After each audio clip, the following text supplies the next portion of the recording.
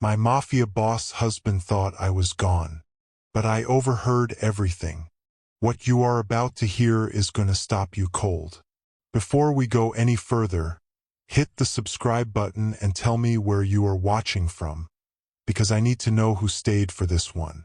Stay with me because the final twist is something nobody saw coming. Not the lawyers. Not the federal prosecutors. Not even me. This is the story of Jeanette G. Hassel. And it is the story of how a woman everyone in Chicago mistook for decoration became the most dangerous person in the room. This story will teach you something you will not forget.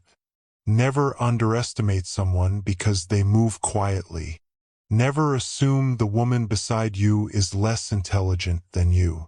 And never speak freely in front of someone you have already decided does not matter. I was supposed to be at dinner with my sister. A Tuesday night. Nothing significant. A restaurant on the Gold Coast, a glass of wine. An early goodbye because she had work in the morning and I had a headache building behind my eyes. I declined the car Steven's driver offered. I just wanted to come home. Wanted to take off my shoes. Wanted to sleep in my own bed in my own penthouse on the 42nd floor, and maybe, God help me, I thought Steven might still be awake. I thought he might be glad to see me early. I let myself in the way I always did. Quietly. The way 4 years of marriage to Stephen M. Brown had made automatic in my body. The way a woman learns to move when she has spent enough time in a house where her presence is tolerated but her noise is not. I did not call out. I never called out. I set my bag down on the entryway table without a sound and started down the corridor toward the bedroom. That is when I saw it. The amber light bleeding from beneath his office door. And I heard his voice, low and measured and absolutely certain. The voice he used when he was explaining something that was already decided. Something final. I should have kept walking. Should have knocked. Should have announced myself. But something in that tone, something in the specific quality of his certainty made my feet stop, made my breath go shallow, made me press myself against the doorframe and look through the gap. And what I saw was my husband. Broad back turned to me, neck tattoo above his collar, phone pressed to his ear, pacing in front of his mahogany desk like a man who had just resolved an inconvenience. I was the inconvenience. I stood there with my hand pressed over my mouth and I listened. And in 4 minutes, everything I thought I knew about my life, my marriage, my business, my body, my future, became something I did not recognize. The birthday trip to Lake Geneva he had been planning, the private cabin, the boat, the isolation he called romantic, not a celebration, a removal. My name on the business accounts he helped me open, the accounts I signed for because he told me it was a gesture of partnership, a gesture of trust? Not trust. A leash. And the fertility treatments I had been undergoing for 18 months, the injections he personally collected from the pharmacy on Wabash because he said he wanted to be involved, he said he wanted to be present. Those were not what they were supposed to be. He had made sure of that. He had made sure I would never carry his child because a pregnant wife is a wife with standing, a wife with motive, a wife who becomes complicated. And Stephen M. Brown did not do complicated. The corridor tilted beneath my feet. My hand moved to my stomach, not because I was pregnant, but because I suddenly understood what had been done to the possibility of it. Every appointment I attended, every injection I accepted, every morning I woke up hopeful. It was performance. It was management. It was a man keeping a problem exactly the size he needed it to be. I backed away from the door the way I had learned to back away from everything in that marriage. Silently, without disturbing the air. I made it to the kitchen. I gripped the edge of the counter. I felt the cold marble under my palms, and I stood there until my vision cleared and my heartbeat dropped from a scream to something I could work with. He had a window, a clean, isolated, unwitnessable window, and it was 3 weeks away. I wanted to run. I wanted to scream. I wanted to call someone. My sister, my father, anyone whose number was still in my phone and hadn't been quietly discouraged out of my life over the past 4 years. But I did none of those things. Instead, I stood in that kitchen, in the dark, in the home that had always been his and never really mine, and I felt something shift inside me. Something cold and precise and completely unfamiliar. Something that had been waiting, apparently, for exactly this moment. Because here is what Stephen M. Brown never understood about the woman he married. He saw quiet and decided it meant empty. He saw obedient and decided it meant incapable. He spent 4 years training me to be invisible, and he never once considered what an invisible woman might be watching. He was about to find out. Stay with me, because what I did next is going to shock you. And the twist at the end, the thing I did not see coming, the cage I did not know I was walking into, that is the part nobody talks about. That is the part that will stay with you. Subscribe. Tell me where you are. And let's begin. The dinner had ended before dessert arrived. My sister noticed the headache before I named it. She always could read me that way, the only person left in my life who still could, which should have told me something about the 4 years that had quietly rearranged my world until she was the only one remaining in it. She waved the waiter off and told me to go home and sleep, squeezed my hand across the table, said we would do this again next week. Nothing dramatic, nothing that would ever make it into a story on its own. Just a Tuesday night ending the way Tuesday nights do, quietly and without ceremony. A cab back up Lakeshore Drive with the window cracked 2 inches and the city lights smearing gold in the rain on the glass beside my face. I let myself into the penthouse the way I always did. Key turned slowly. Door eased open with one hand on the frame to control the swing. No sound. 4 years of marriage to Stephen M. Brown had rewritten the muscle memory of how I entered a room, had replaced the ordinary thoughtlessness of coming home with something more deliberate, more considered, the specific physical grammar of a woman who had learned that her arrival was something to be managed rather than announced. He did not like disruption. He did not like noise that arrived without warning. And I had learned the way you learn things in a marriage like that, not in a single lesson but in 100 small corrections, to move through our home like something that belonged to the background of it. I did not think about it anymore. My body simply knew. I set my bag on the entryway table without sound, slipped off my heels and held them by the straps, 2 fingers looped through the backs, started down the corridor in my stocking feet toward the bedroom at the far end of the hall. The penthouse was dark the way it always was when Stephen was working late. All the common rooms unlit, the city doing the job of the lamps through 40 feet of floor-to-ceiling glass, Chicago spreading itself out below us in every direction like something that had agreed to be beautiful for our benefit.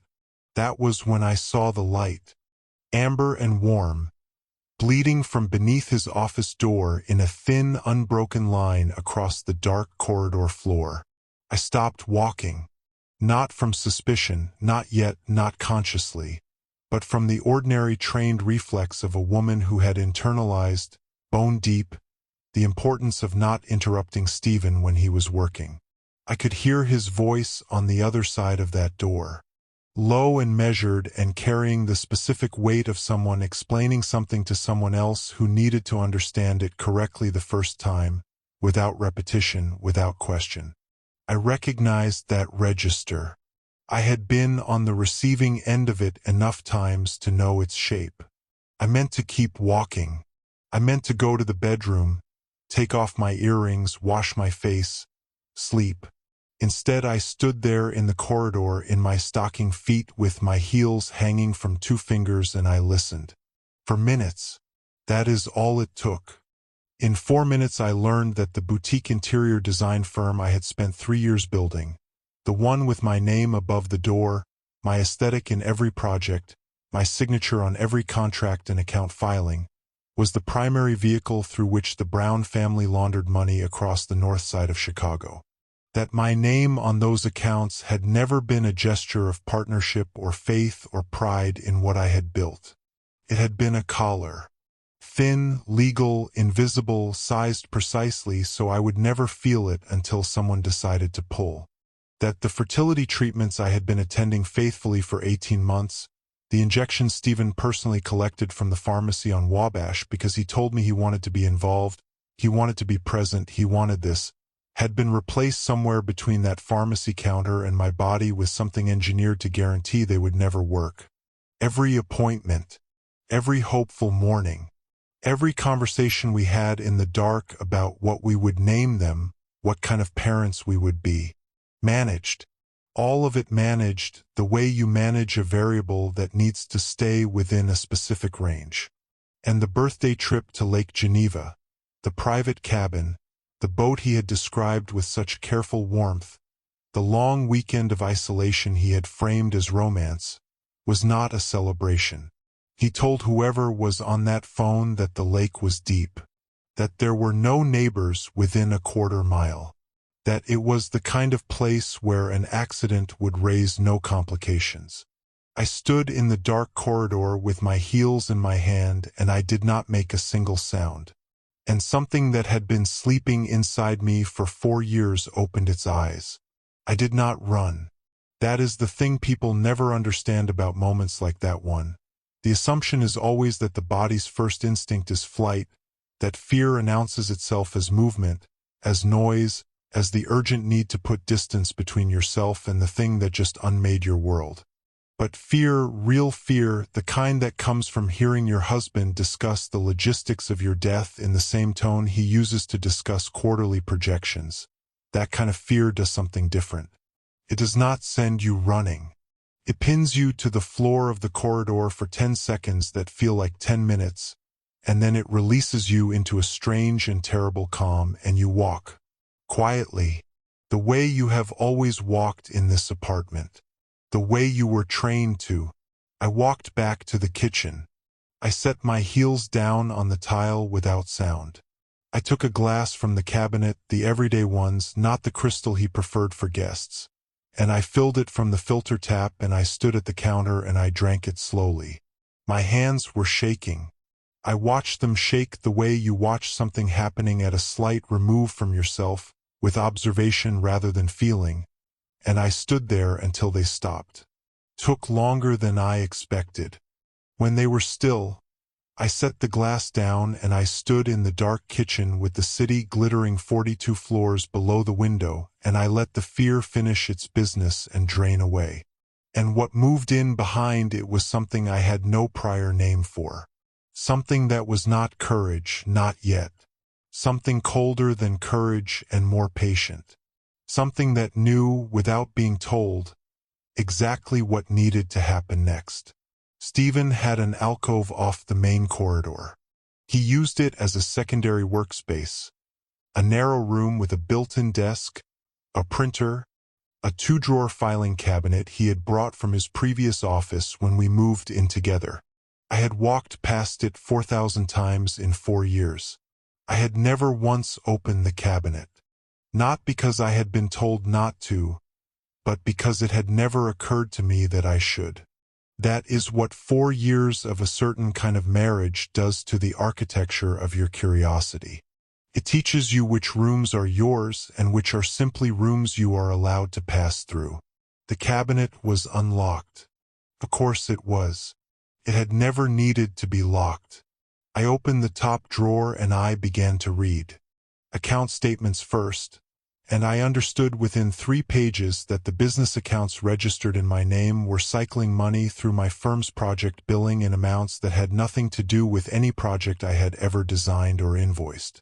Numbers I recognized as mine attached to transactions I had never authorized, clients I had never met, payments from shell entities whose names meant nothing to me but whose addresses, when I looked closely, were addresses I recognized from the news, from courtrooms, from the particular kind of story that runs below the fold and that I had always, until tonight, believed had nothing to do with my life. Then the business registration documents. Then the amended quarterly filings, the ones someone had filed under my name, using my credentials without a phone call or a conversation or a single moment of asking. Then pharmacy receipts, clipped together with a binder clip, from the Wabash location Stephen had always collected from personally. I read the receipts. I read the medication names. I looked them up on my phone with the screen brightness turned all the way down, standing in the dark alcove with my back to the corridor, and I read what they were for. I read what they prevented. I put the phone back in my pocket and I stood very still for a moment and I did not let myself feel it. Not yet. There was no room for feeling it yet. I photographed everything. Every page, every statement, every receipt, every letter. I worked methodically, moving through the drawer with the focused efficiency of someone who understands that she has a finite window and cannot afford to waste a second of it on anything that is not the next necessary thing. I was back at the kitchen island with a design magazine open in front of me when I heard him on the stairs. I had chosen the magazine from the stack on the counter, opened it to the middle, and positioned my body the way it always looked when I was reading. Shoulders relaxed, one hand loose on the page. 40 seconds before he appeared in the doorway. He looked at me. I looked up. I smiled. He crossed the kitchen and kissed my forehead and asked why I was home early. Headache, I said. My sister sent me home. He made a small sympathetic sound and reached past me for a glass. I asked if he wanted tea. He said no, and went back upstairs, and I sat at that island with my hands folded on the open magazine until I heard his office door close above me. Then I sat for another 60 seconds, counting them. Then I took out my phone and I opened a draft email to an address I had created that evening from a browser I had never used before, on a server Stephen had never heard me mention, and I attached every photograph I had taken. All 47 of them. I did not send it. I saved it as a draft. And I closed the app and set the phone face down on the counter and I finished what was left in my glass. For years, I thought. For years of learning to be quiet. And it turned out that quiet was the only skill I was ever going to need. I was not always this careful. There was a version of me before the penthouse, before the 42nd floor, before Stephen M. Brown. A version who entered rooms without calculating the sound of the door, who spent money without filing receipts, who called her friends on a Wednesday afternoon for no reason other than that she wanted to hear a familiar voice. I want you to know about that woman.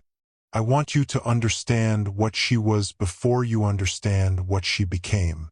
At 26, I was running a design consultancy out of a studio apartment in Logan Square. Running is perhaps generous, operating, maybe, willing into existence by force of personality and an almost embarrassing amount of hope. I had 2 contract clients, one semi-reliable freelance income stream, a drafting table that took up a third of my living space, and the absolute unshakable conviction that I was 3 good projects away from something real. My father thought I was brave. My sister thought I was reckless. They were probably both right. My father had built his contracting business the same way, slowly, stubbornly, with the particular persistence of a man who had decided that the gap between where he was and where he intended to go was simply a matter of time and work. He had contracts with the city, small ones at first, then larger, then reliable enough that he hired 12 people and bought the building his office occupied rather than continuing to rent it.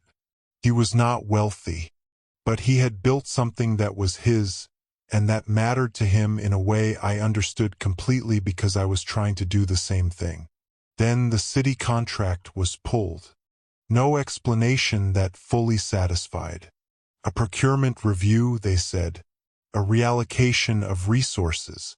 The kind of bureaucratic language that tells you nothing while closing every door. The contract had underwritten a third of his operating costs, and without it the cascade was swift and merciless. 2 clients who had come through city referrals followed the contract out the door. The payroll became a monthly reckoning, and my father, who had never in my lifetime asked anyone for anything, started looking like a man carrying weight in places you couldn't see. I was at a charity auction in the West Loop on a Friday night in November because one of my centerpiece designs had been commissioned for the tables and I wanted to see it in the room, wanted to see whether it held up in the light they were using. I was standing near the bar with a glass of wine I was making last as long as possible when he appeared beside me. Not with any urgency. With the particular ease of a man who has never had to announce himself because rooms have always already known he was there. Stephen M. Brown. He told me he had been watching the centerpiece all evening and needed to know who made it. He said it with such direct, specific warmth, not flattery, not the performance of flattery, but the real thing or something so close to the real thing that at 26, with my father's business hemorrhaging quietly and my own consultancy running on conviction and very little else, I could not tell the difference. He bought the centerpiece. He asked for my card. He called the following Tuesday. Within 4 months he had referred 3 clients to my firm, significant clients, the kind whose projects put you on lists, the kind whose names open other doors. Within 6 months he had suggested, gently and with great apparent care for my independence, that a small injection of capital might allow me to take on the studio space I had been looking at in the West Loop. He made it sound collaborative. He made it sound like the most natural thing in the world. I told myself I was being practical. I told myself that this was simply what it looked like when someone believed in you. He proposed 11 months after that charity auction. I said yes because I was in love or because I believed I was, which at the time felt like the same thing. Marriage to Stephen was 2 different experiences occupying the same life. In public he was generous and proud. "This is my wife," he would say, with a warmth that made the people around us visibly charmed. And in private he was something else. Not violent. Never that, not then. Just precise. My client list was gently curated over the course of the first year until it contained only clients he had approved. My friendships thinned the same way. Not through any single confrontation but through the slow accumulation of scheduling conflicts and subtle discouragements until my sister was the only one I still saw with any regularity, and even that had become monthly rather than weekly. My calendar required his awareness in advance. My purchases were discussed. I told myself this was what it meant to build a life with someone. I told myself that a man who wanted to know where you were at all times was a man who valued you. I noticed Marcus Webb for the first time at a dinner party in River North, 8 months into the marriage. He was standing near the window with a drink he wasn't touching, and he was watching me with the specific quality of attention that is different from admiration, quieter than that, more deliberate, the attention of someone who is not looking at you but tracking you, the way you track something whose next movement matters. Stephen had told me Marcus was a former colleague. The way he said former told me everything about the terms of the ending. I filed it away the way I had started to file things by then, not acting on the information, simply storing it, in the part of me that had begun, without my full awareness, to keep records. I saw Marcus at 3 more events over the following year. He never approached me. He never created a reason for introduction. He simply appeared at the perimeter of rooms where I was present and watched with that same careful, patient attention. And I thought about him sometimes in the abstract way you think about something that doesn't yet have a category. Not with suspicion, not with interest, just with the low-frequency awareness that some people wait for things, and that Marcus Webb was one of them, and that whatever he was waiting for, he believed it was coming. I did not know then that he was waiting for me to be ready. I did not know then that ready was a condition he had been monitoring for years.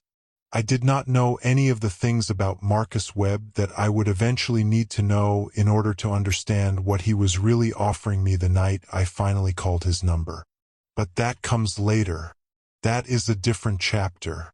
This one is only about what I lost before I understood it was being taken. The first note appeared on a Monday, 3 weeks before the Tuesday night that changed everything. I had parked in the building structure the way I always did, level 4, the spot assigned to our unit, and when I came back from a client meeting in the early afternoon, I found it tucked beneath the driver's side wiper blade. A rectangle of white paper folded twice, the kind of fold that suggests it was written at a desk rather than torn from something in haste. I almost left it. I assumed it was a parking notice, a building management reminder about the maintenance schedule they had announced the week before. I took it because I was already reaching for my keys and it was in the way. I read it in the elevator. Asterisk, your quarterly filings were amended without your knowledge. Ask to see the originals. Asterisk, no signature. No context. Neat handwriting, black ink, the letters small, and even in the way of someone who had trained themselves out of a naturally larger script. I stood in the elevator with the doors open on the 42nd floor, and I read it twice more, and then I folded it along its original creases and put it in the inside pocket of my bag, behind my wallet, where Stephen would not find it if he went through the outer compartments the way he sometimes did. I told myself it was nothing. I told myself it was misdirected or a mistake, or one of the small urban peculiarities of living in a building with 70 other units and a parking structure that was only theoretically secure. I told myself this for 4 days. And then on the 5th day I called my accountant. Not the firm Stephen had introduced me to when I incorporated, but my original accountant, the one I had used before the marriage, the one whose number I still had in my phone because I had never gotten around to deleting it, and I asked her to pull the quarterly filings for the past 18 months. She called me back the following morning. Her voice had the quality of someone choosing words with unusual care. She told me there were discrepancies. She told me the filings on record with the state did not match the copies in her system. She told me someone had accessed the account and made amendments she had not been consulted on, and that she would need to look more closely before she could tell me what exactly had been changed and when. I thanked her and told her to go ahead and look, and I hung up and I sat in the bathroom with the fan running and I thought about the note. I thought about the precision of it. I thought about whoever had written it knowing, before I knew, that there was something to find. The second note arrived 10 days later, slipped inside the plastic sheath of a dry-cleaning bag that had been left hanging on our door. I found it when Stephen was at the gym, a Saturday morning, and I stood in the entryway with the plastic still in my hand and I read it. Asterisk, the pharmacy on Wabash. Ask them what they've actually been filling. Asterisk, same handwriting. Same folded rectangle. Same absence of signature or explanation, just information landing with the quiet confidence of someone who already knows exactly where it will land and what it will do when it gets there. I did not go to the pharmacy. I want to be honest about that. I folded the note and put it with the first one, and I told myself I needed to think. What I was actually doing was being afraid, not of what I might find, but of what finding it would require me to do next. There is a particular kind of paralysis that comes not from ignorance but from the threshold of knowing, from standing at the exact edge of information that will make your life unrecognizable and choosing, for just a little longer, to stay on the side where it is still manageable. I stood at that threshold for 10 days. And then came the Tuesday night. And then came Stephen's voice through the office door. And the threshold disappeared entirely because I had been pushed through it whether I was ready or not. The morning after, I went down to the car before Stephen was awake. I told myself I needed something from the glove compartment. I knew before I reached level for what I was going to find. It was under the wiper again. Same fold. Same ink. Smaller this time, just a phone number, written in 2 groups, and beneath it 4 words. Asterisk when you're ready. Tonight. Asterisk. I stood in the parking structure in the gray early morning light and I looked at those 4 words for a long time. When you're ready. As though readiness were a state I would arrive at naturally rather than something being carefully, patiently engineered from the outside. As though this number and this note and the 2 that came before it were courtesies extended to me rather than steps in a sequence someone else had already mapped to its conclusion. I put the note in my pocket. I went back upstairs. I made Stephen's coffee and set it on the counter and smiled when he came into the kitchen. And I spent the day moving through the ordinary architecture of my life with the note folded against my hip like something that was already making decisions I hadn't caught up to yet. I did not call the number until that night. But I already knew that I would. And somewhere beneath the knowing, quieter than fear and more persistent, was the understanding that a door that appears exactly when you need it rarely belongs to the person walking through it. I found the payphone 2 blocks north of the penthouse on Michigan Avenue, outside a hotel whose lobby I had walked through once at a fundraiser and never entered again. I had not used a payphone in perhaps 15 years. I had not known, until I went looking for one, whether they still existed in this city in any functional sense. This one did, scuffed chrome, a receiver that smelled of cold metal and other people's emergencies. A dial tone that arrived immediately and with more reassurance than I expected. I fed it quarters from the bottom of my bag. I dialed the number from memory because I had not written it anywhere and had not entered it into my phone, and I stood with my back partially to the street and I waited. He answered before the second ring. No greeting. Just silence with presence in it. The silence of someone who had been expecting this call and saw no need to perform surprise.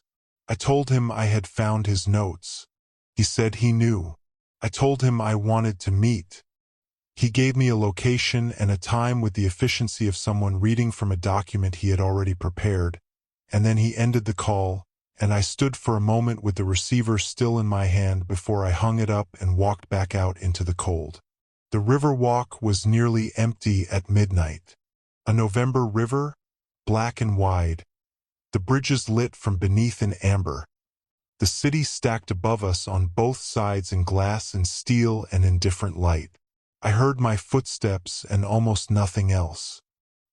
He was already there when I arrived, standing at the railing with his back to the water, facing the walkway, watching me come toward him from 30 feet away with an expression that was not quite neutral and not quite anything else I had a word for. He was taller than I remembered from the dinner parties.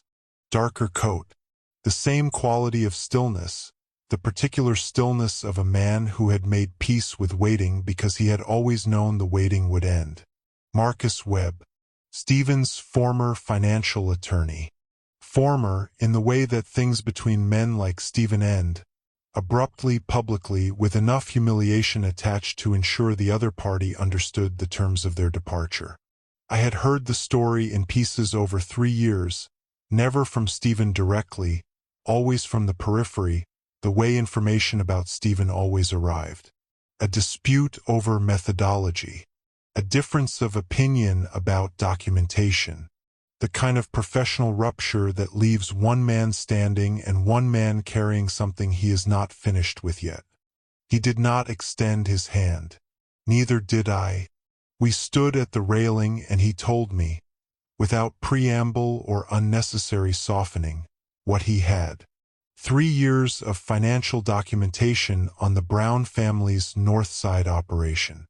Wire transfer records, shell entity registrations, city contract irregularities traceable to specific officials, pharmacy invoices, amended business filings.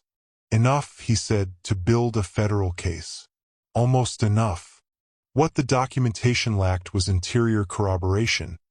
someone with signatory access to the accounts, someone who could authenticate the original documents against the amended versions, someone whose cooperation a jury would find credible and whose position made the case personal rather than procedural.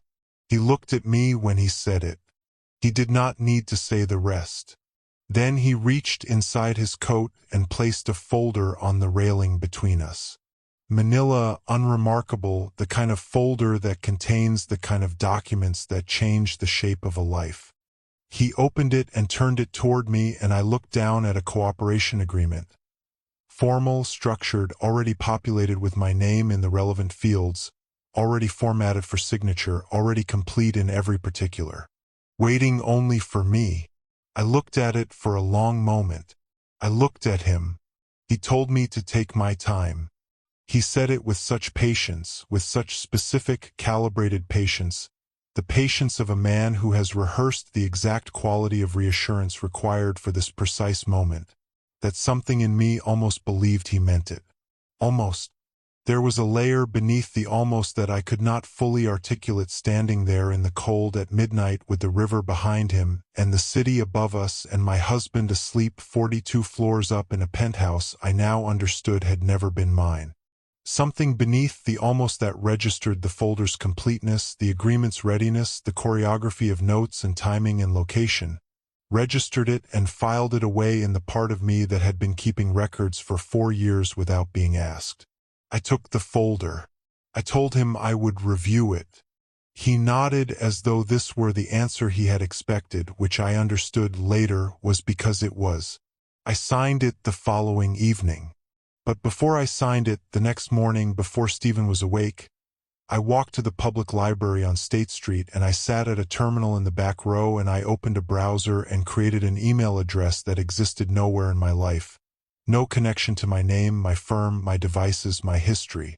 And I photographed every page of the agreement, all 14 of them, and I attached them to a draft email in that account and I saved it without sending. Then I closed the browser and I cleared the history and I walked back out into the morning. I did not know why I did it. I want to be precise about that. There was no conscious strategy in it, no articulated suspicion I was acting on. My hands simply knew before my mind caught up, the same way they had known to hold my heels quietly in the corridor, the same way they had known to reach for the filing cabinet in the alcove, the same way a body that has learned to survive a certain kind of environment develops instincts the conscious mind doesn't always have words for yet. I filed it away the way I had learned to file everything. And I went home and I made breakfast and I signed the agreement that evening and I handed it back to Marcus Webb through a car window on a side street in River North, and I told myself I had made the only move available to me. I told myself that for 5 weeks. Right up until the morning I discovered it wasn't true. The performance of those 5 weeks is the thing I find hardest to explain to anyone who has not done something like it. Not because it was difficult in the way people imagine, not because I was constantly on the edge of exposure, not because my hands shook when he touched me or my voice broke when I smiled, but because it was not difficult enough, and that frightened me more than the alternative would have. I was good at it. I was better at it than I had any right to be, and the reason I was good at it was that I had been rehearsing it, without knowing that was what I was doing for 4 years. The devoted wife. The quietly grateful woman.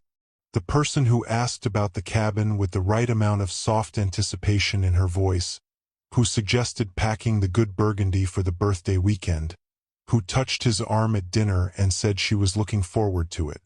I had been playing that role since the first year of marriage. The only thing that had changed was that now I knew it was a role, and knowing, it turned out, made me significantly better at it. By day, I was Stephen's wife. By night, I was something else entirely. The documents came in layers. I worked in sequence, methodically, moving through the architecture of what Stephen had built on top of my name, the way you move through a building you are seeing clearly for the first time after having lived in it blind. The business accounts first. I had already photographed the filing cabinet contents the night of the corridor, but Marcus needed originals, needed authentication, needed the physical paper trail that would hold up against a defense attorney's first line of attack. I brought them out in small increments, photographed them under better light, returned them before morning. Then the account codes, extracted from the business banking portal I still had access to as registered owner, codes I had never looked at closely because I had never had reason to look at anything closely. Then the wire transfer authorizations, and this was where the scale of it fully arrived, because my signature appeared on 43 separate documents I had no memory of executing. 43. I sat with that number for a long time the night I confirmed it. Not because it surprised me exactly, but because surprise and comprehension are different things, and I needed to let the comprehension finish its work before I moved on. I passed everything to Marcus through a system he had established. A dead drop method, physical documents left in a specific location, digital files transmitted through an encrypted channel he had walked me through in a 10-minute phone call conducted from the library payphone. The system was clean. The system was, I began to notice, extremely clean, the kind of clean that comes not from improvisation but from preparation, from having designed this particular infrastructure in advance of the specific situation it was now being used for. I noted it. I kept moving. What I could not stop noting, as the weeks passed, was the quality of Marcus's questions. He would ask me about a specific transaction before I had identified it as significant. He would reference a particular document by its filing date before I had mentioned that filing date in any communication. He would anticipate the next layer of the architecture before I had reached it, steering me toward it with questions that were too precisely calibrated to be the product of 3 years of external documentation alone.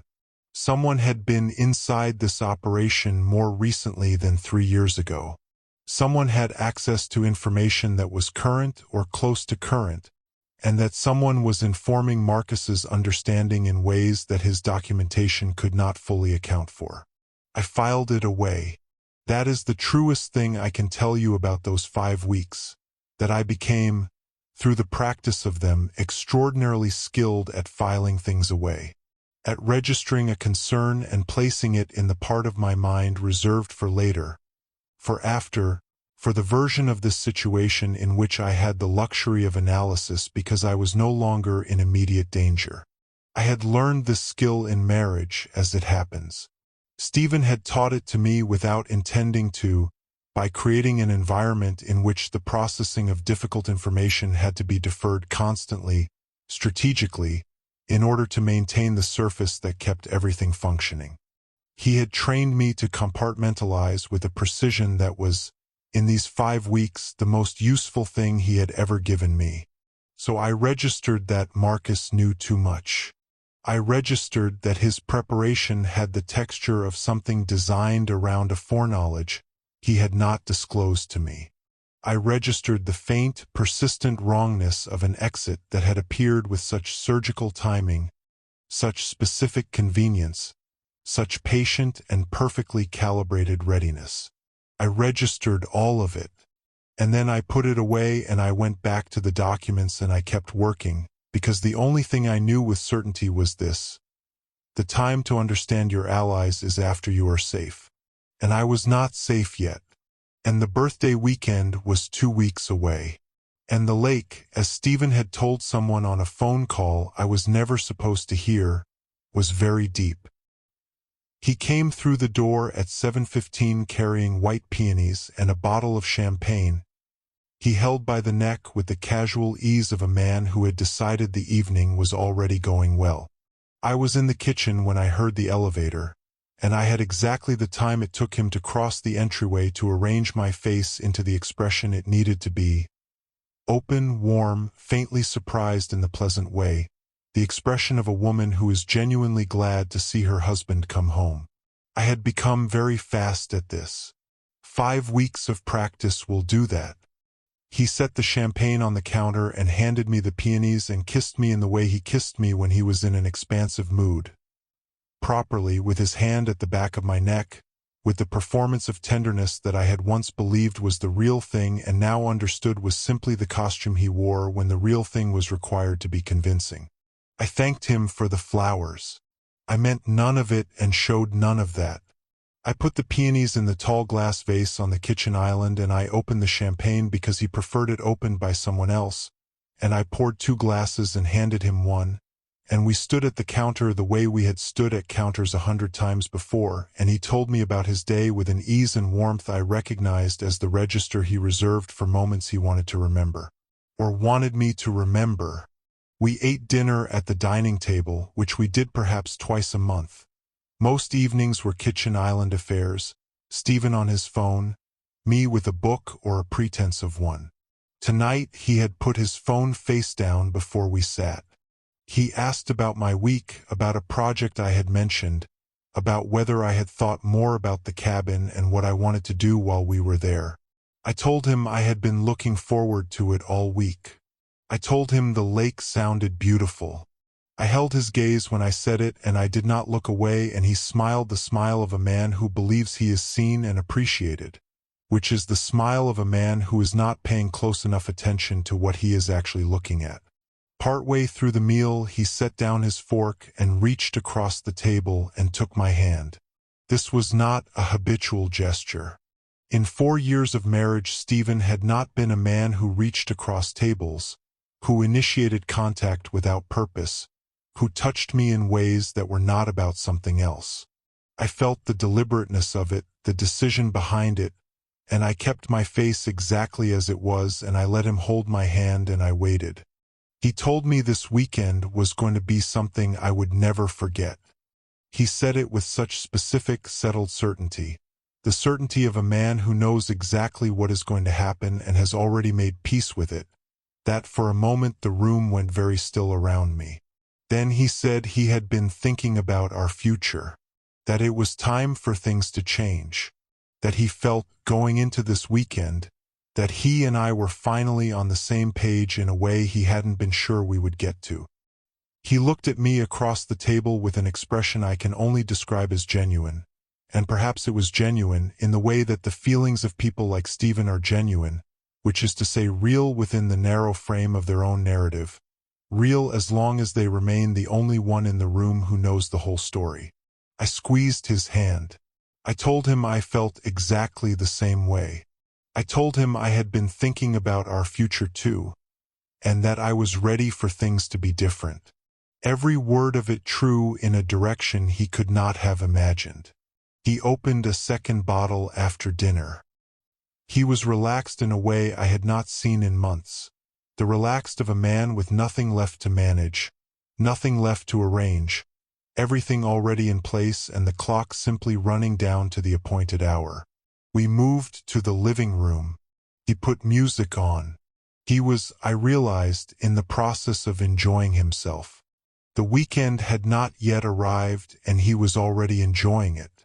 I sat beside him on the couch and I listened to him talk and I matched his mood note for note. And at no point in that evening did anything in my face or voice or body give him a single reason to look more closely. He was asleep by 11. I waited 20 minutes after his breathing changed. Then I took my phone to the bathroom, closed the door, sat on the edge of the tub in the dark. I did not need light for what I was doing.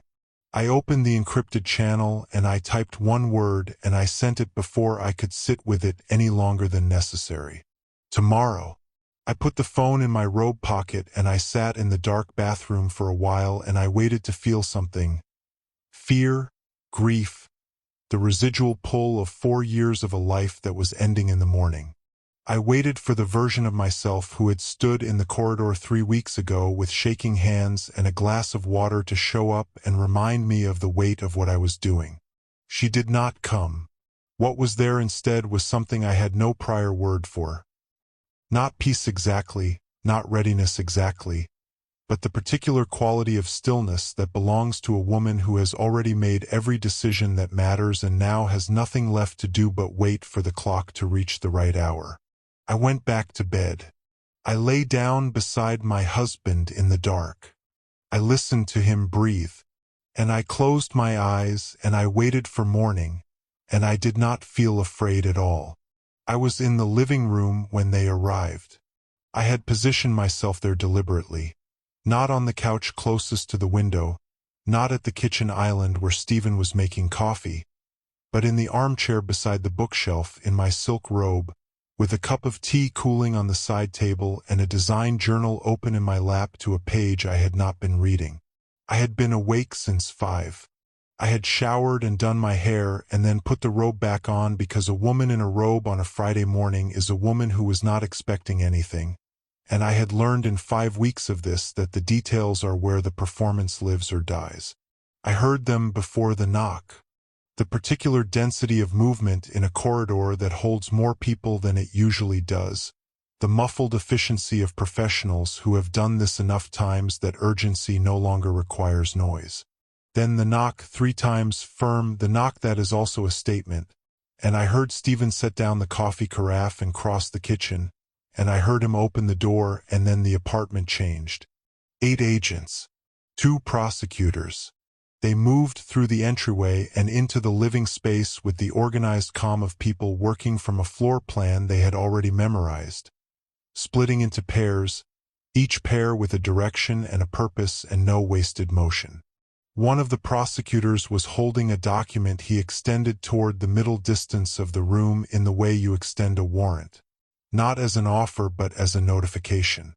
I watched them from the armchair with the journal still open in my lap, and I felt, with a clarity that surprised me even then, almost nothing. Not relief, not triumph. Not the cathartic swell of feeling I had perhaps expected to arrive at this moment. Just the detached, steady observation of someone watching events she already knew the shape of move through their predetermined sequence. Like watching a film she had seen before. Like knowing every cut before the edit arrives. Stephen came out of the kitchen doorway and stopped. I watched him take it in. The agents, their positions, the prosecutor with the warrant, the specific configuration of a morning that had declared itself irrevocably. I watched him do what Stephen M. Brown had always done in rooms that required rapid assessment. I watched him read it. Quickly, thoroughly, with the acute spatial intelligence of a man whose survival had depended for 20 years on understanding a situation faster than anyone else in it. He read the agents. He read the prosecutor. He read the warrant being extended toward him. And then, because he was who he was and because some instincts override even the most controlled response, he looked at me. I was already looking at him. I did not look away. I want to be precise about this because it mattered to me in the moment and it matters to me still. I did not look away and I did not look down and I did not arrange my face into anything in particular. I simply let him see it. Whatever was actually there. The woman in the armchair in her robe with the journal in her lap who had been awake since 5 and had placed herself in that chair with that journal at that angle because she understood that the details are where everything lives. I let him see that woman clearly, perhaps for the first time, and I watched his face move through the stages of understanding with the quiet attention of someone who has earned the right to witness this particular moment and intends to be fully present for it. He did not speak to me. There was nothing to say, and Stephen had always known when there was nothing to say.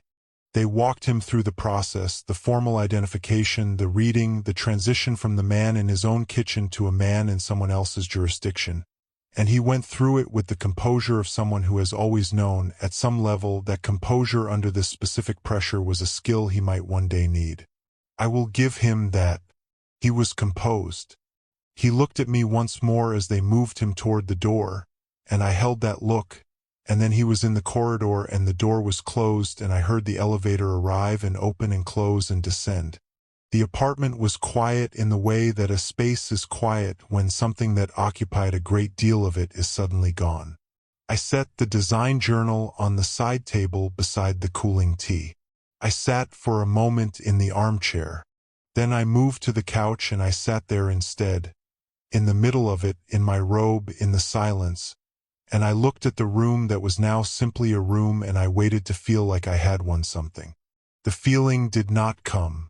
What came instead was quieter than victory and more complicated.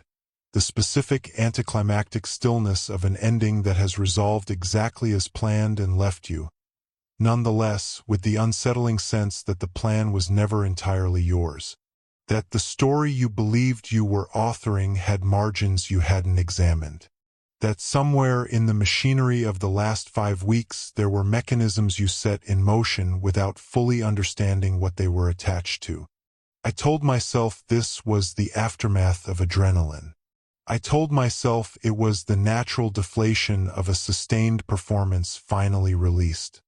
I sat on the couch in the quiet apartment, and I told myself I had done what needed to be done, and that the discomfort I was feeling was simply the texture of survival, which is never as clean as the versions of it we imagine in advance. I almost believed it. I went on almost believing it for 3 months. And then I read page 11. 3 months is long enough to start believing you are safe. Long enough for the acute vigilance of the preceding weeks to soften at its edges, for the hyper-awareness that kept you functional through 5 weeks of performance and one pivotal Friday morning to begin, gradually, reasonably, humanly, to release.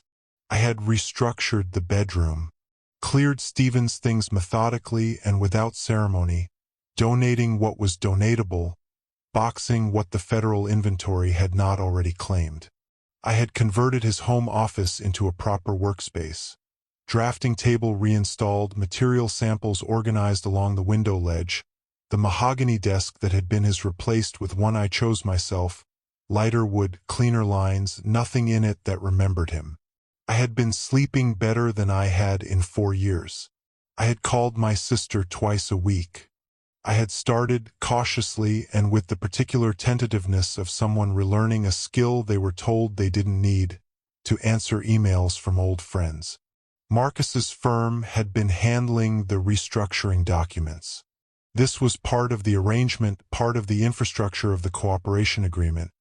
His firm would manage the legal separation of the business accounts from the federal review proceedings, would file the restructuring paperwork, would shepherd the design firm back into clean legal standing under my name alone. I had been grateful. I had been, I understand now, performing a more dangerous version of the same mistake I made in the marriage, confusing competent management of my circumstances for evidence of trustworthy intent. It was a Tuesday. I was at the desk with a restructuring filing Marcus's paralegal had sent over for my review before it went to my own attorney.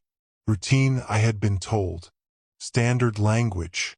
I was reading it the way I had learned to read things in the past 3 months. Carefully, fully, page by page, because 5 weeks of understanding what unsigned and unread documents had done to my life had permanently altered my relationship with paperwork. I turned pages. I read subsections.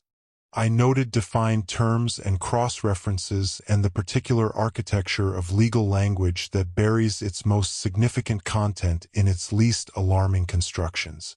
I found it on page 11. Subsection 4. 8 lines of language so measured, so technically precise, so fluently embedded in the surrounding provisions that it was nearly invisible. The kind of clause that a person reading quickly, a person reading while frightened, a person reading in the cold on a midnight river walk with a man's patient eyes on her, might move through without fully registering what it said. Irrevocable operational advisory authority, Marcus Webb and Associates, 10-year minimum term, activated upon criminal resolution of the primary account holder. I read it twice. I read it a third time. Then I set the filing down on the desk and I opened the draft email account, the one created at the library on State Street, the one that existed on no device Stephen had ever touched, and I pulled up the photographs of the cooperation agreement I had taken that morning 3 months ago. The originals. All 14 pages. I opened the metadata on the document file Marcus's firm had sent. The clause had been written 4 days before I called the number on the note. 4 days before I stood at the payphone on Michigan Avenue. Before the midnight river walk. before he slid the folder across the railing and told me, with such careful patience, to take my time. The clause existed before I existed as a participant in any of this, which meant the agreement had been drafted not in response to my contact but in anticipation of it. Which meant the notes under my wiper, the folded rectangle in the dry cleaning bag, the phone number and the 4 words, "When you're ready, tonight," were not courtesies extended to a woman in danger. They were recruitment materials, carefully sequenced, precisely timed, designed to move a specific woman from a specific penthouse into a specific chair at a specific railing at the exact moment she would be frightened enough to sign whatever was put in front of her. Stephen had built a cage from the inside. Marcus had built one from the outside, and I had walked from one directly into the other and called it escape. He came to the office that afternoon at 4 o'clock. He sat across the desk.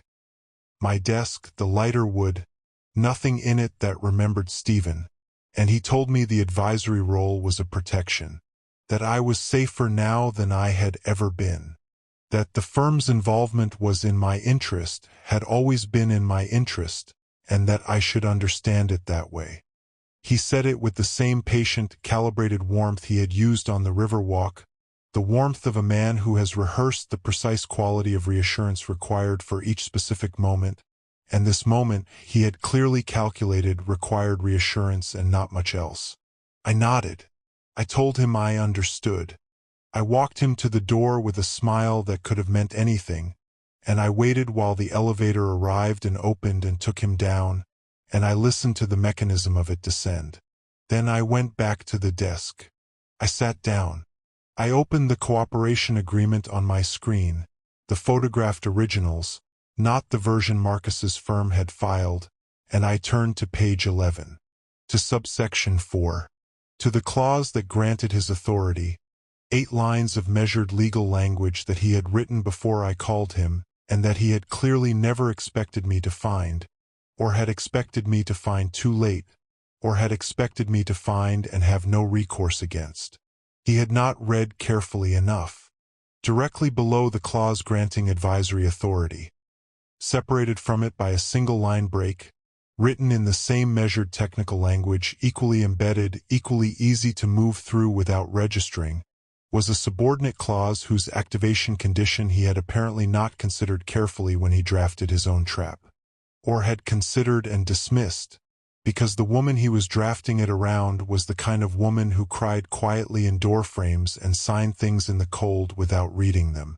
The clause dissolved all advisory agreements in the event the signatory demonstrated documented evidence of coercion during the signing process.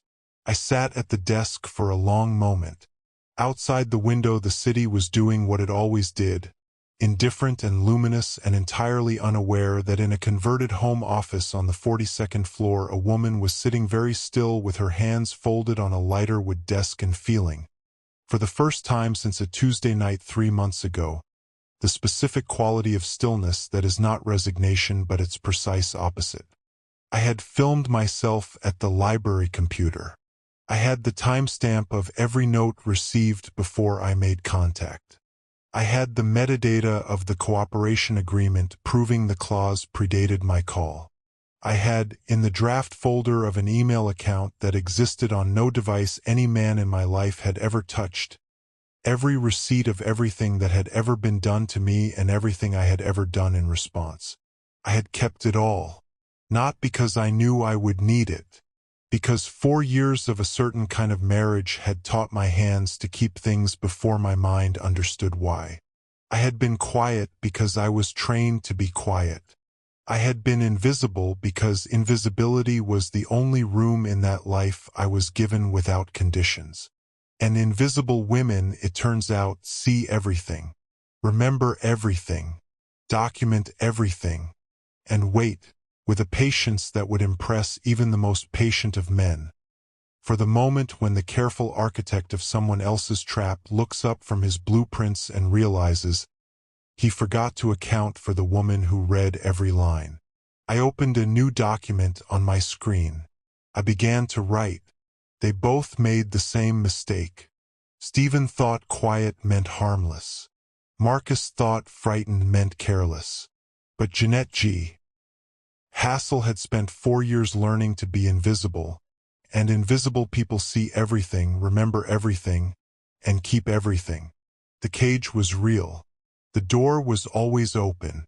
She was just waiting for them to stop watching it.